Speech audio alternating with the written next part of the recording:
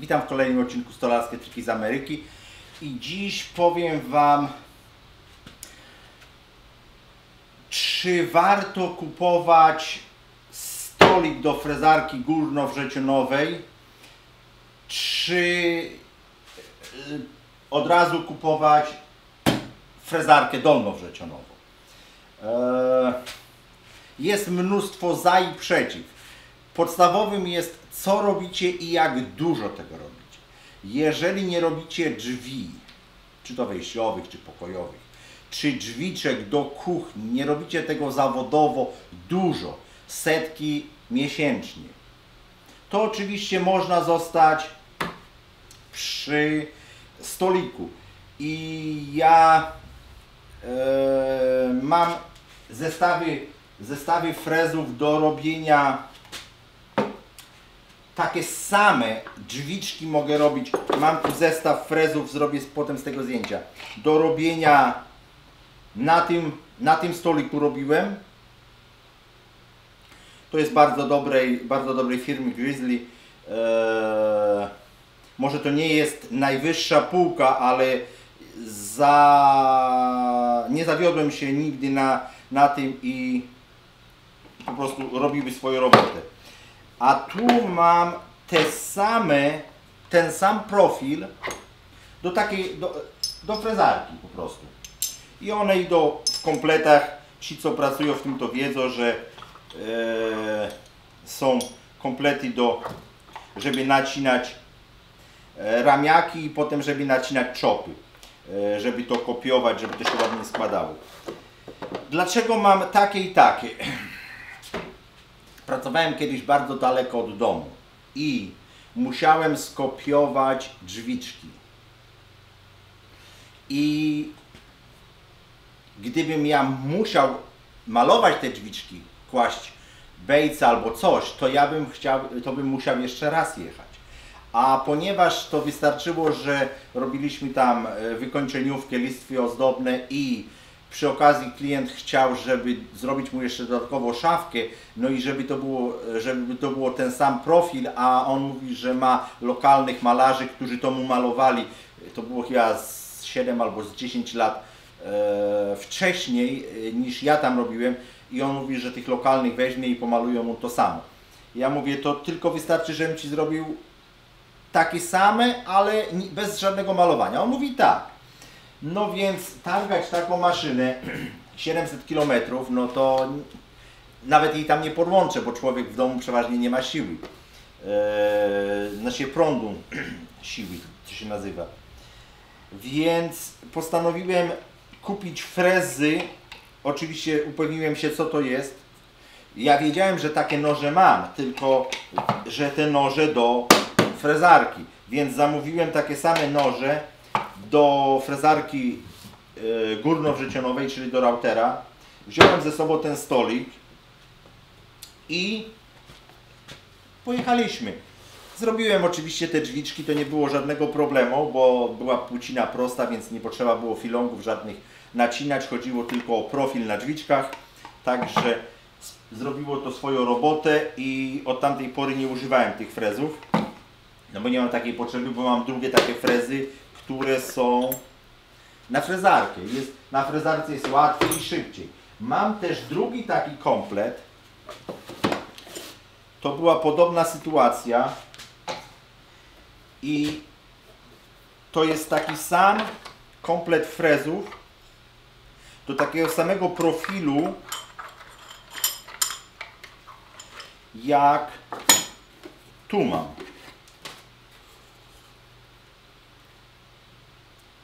To jest oczywiście też z frezem do cięcia filongów na tej frezarce. Nigdy nie próbować ciąć filongów bez stolika albo bez frezarki z pociągiem, dlatego że to jest po prostu niebezpieczne i zrobicie sobie tylko krzywdę.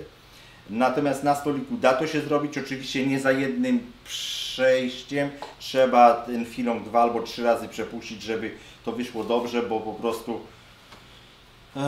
to są duże opory skrawania i potrzeba mieć dużą frezarkę górnowrzecionową, przynajmniej 2, 2,5, jak tu 2,5 konia mechanicznego, wtedy to jest Wam w stanie pociągnąć. Do czego jest tu to? Na początku używałem zwykłego od piły, czy to jest nawet od tego, nie wiem, urwał mi się tutaj pokrętło. I do czopowania drzwiczek. Ale z chwilą, kiedy musiałem naciąć tak dużym frezem filong, okazało się, że ja nie jestem w stanie tego tu ręką utrzymać. Że to po prostu jest niebezpieczne i że pomimo tego, że frez ustawia się od dołu i praktycznie nie ma kontaktu z rękami, ale gdyby to wyrwało, no to może zrobić krzywdę. Dlatego musiałem wymyślić coś innego. To właśnie ten komplet tych frezów też kupiłem na jakąś robotę, właśnie daleko byłem, bo do frezarki miałem taki, a musiałem kupić takich samych frezów, tylko tyle, żeby był na ten stolik. I zrobiłem taki wózek. To jest od mimośrodowy tutaj docisk. I oczywiście tutaj się na śrubę to ustawia wysokość, ile to potrzeba i potem ustawiam to prostopadle nad tą listwą stalową, to wtedy to mi dociąga do tej listwy stalowej i trzyma mi ładnie panel. I potem już stosowałem to do cięcia czopów na drzwiczki i do cięcia w poprzek filongów, zwłaszcza do szuflad. Zresztą tu widać brzeg, że jest to, tu jest nacięte po czopach, a tu jest na dole nacięte po filongach. To jest z drewna bardzo odpornego, to jest stick. Głównie to się na zewnątrz stosuje, ale to jest bardzo ładne drewno, bardzo drogie drewno. Także zrobiłem to i z tym mimośrodem pracuje to pięknie. Gdybym nie miał tej frezarki, praktycznie wszystkie drzwiczki mógłbym zrobić na tym. Ale jeżeli robi się produkcję i robi się nasze produkcje, no robi się wszystko, ja robię przynajmniej wszystko pod zamówienie, ale są to duże roboty i robiąc filongi na takiej frezarce zamordowałbym na początek na pewno frezarkę, a potem zamordowałbym siebie. Dlatego już pokazywałem w którymś filmiku, jak jest bezpiecznie ciąć z pociągiem, z posuwem te wszystkie filongi. Druga sprawa, że mam mnóstwo noży do cięcia filongów i oczywiście wychodź. I oczywiście cięcie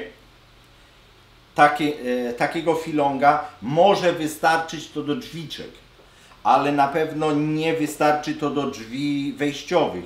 Dlatego trzeba użyć dużo większego narzędzia. No i niestety takie narzędzie może być tylko pociągnięte przez frezarkę i to przez mocny silnik. Także mam tych frezów praktycznie chyba 6 różnych rodzajów do filongów. Także nie zdarzyło mi się. O, tu jest taki sam kształt, tylko że dużo większy rozmiar między tym frezem a tym frezem. Taka fala, czyli to się nazywa oji albo Roman oji. No. Także wracając do frezarek. Czy warto kupić frezarkę? Robicie większą robotę? Oczywiście, że warto. Jeżeli jesteście hobbystą, kupić dobry stolik. To jest stolik, który jest boszowski. Niestety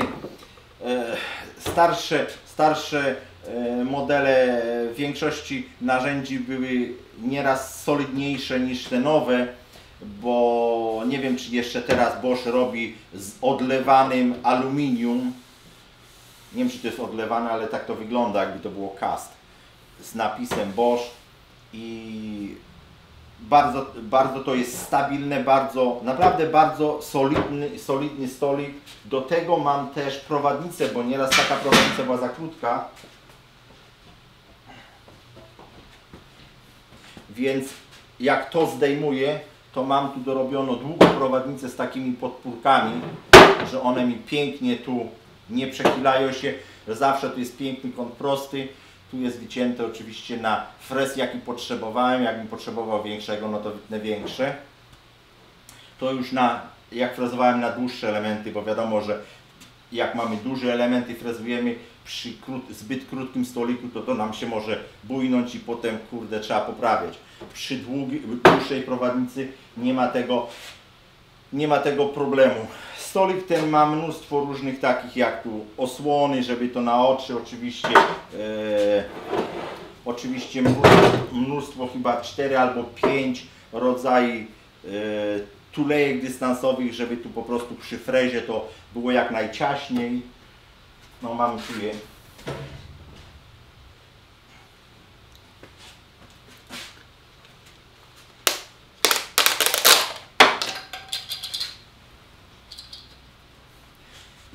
Także to i na małe frezy może być, i na bardzo duże frezy, i gdzieś jeszcze mam kilka tych tulejek.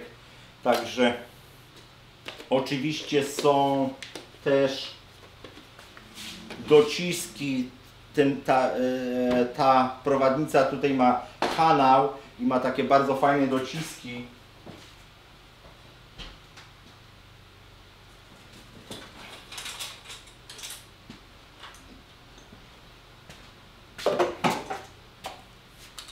Tu mam jeden, gdzieś po prostu mam resztę.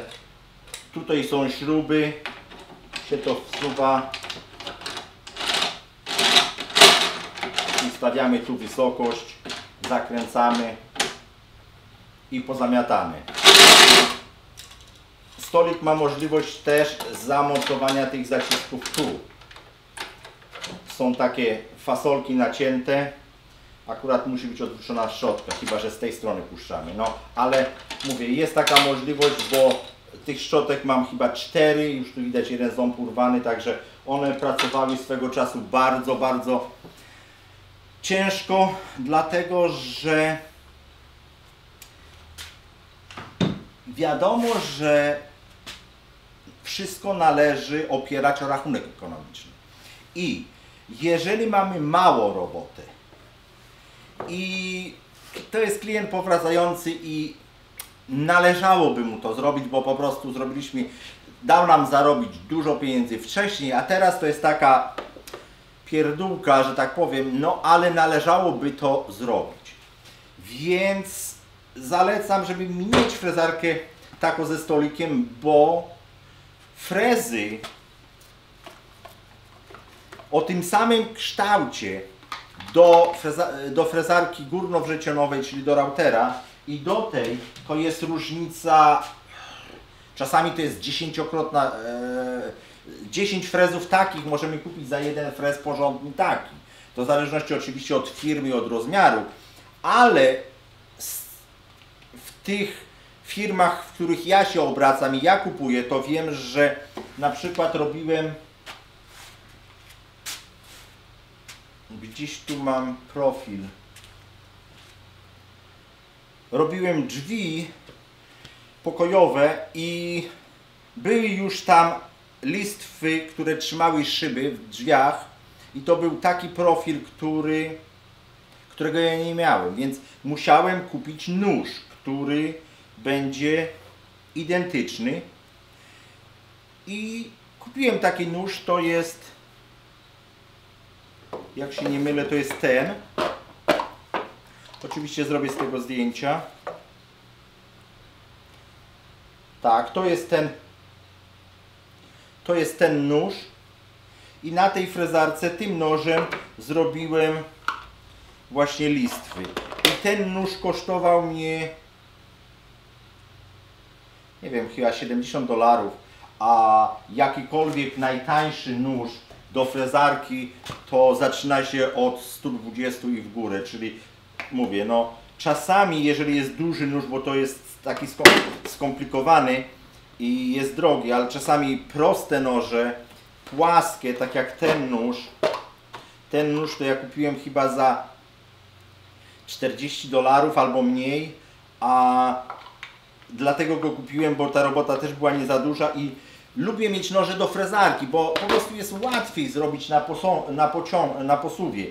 Ale jeżeli to się nie kalkuluje, że to mi się nie zwróci, albo za całą robotę zapłacę tyle, co dostanę pieniędzy, co za nóż do frezarki, za frez, to mi się nie opłaci. Dlatego warto to przekalkulować i mówię, mam mnóstwo frezów kształtowych do frezarek górnowrzecionowych z tego względu, że nie kalkulowało się, zarobek był zbyt mały, żeby nóż kupować do frezarki.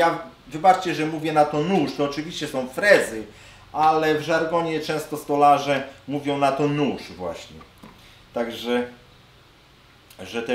że te frezy kształtowe do frezarek górnowrzecionowych są dużo tańsze. Oczywiście z tego wszystkiego zrobię Wam zdjęcia. Z takich ciekawszych rzeczy to jeszcze mam taki ścisk, który obciąłem. To widać, że to jest obcięty i dospawany kawałek prętu, dlatego że nieraz potrzebuję czy do piły, czy do frezarki właśnie tu, żeby mi nic nie było z tej strony tej podstawki, czyli to jest akurat kawałek, ale nieraz stosuję jako drugoprowadnicę, w którą jest wcięty nóż, bo po prostu tak mi pasuje, czy to na pile, czy na frezarce. Wtedy to jest bardzo łatwo, wkładam tu, przyczepiam